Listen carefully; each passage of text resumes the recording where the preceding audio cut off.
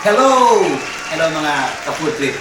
Ito po, yung aming chicharon bulaklak. 75 pesos lang po yan.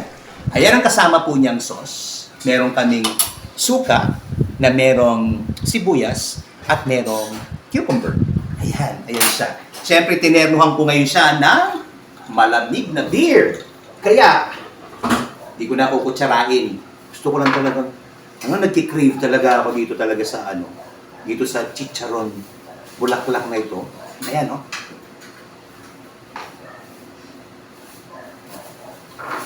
Mga nagiinuman dyan, subukan ninyo.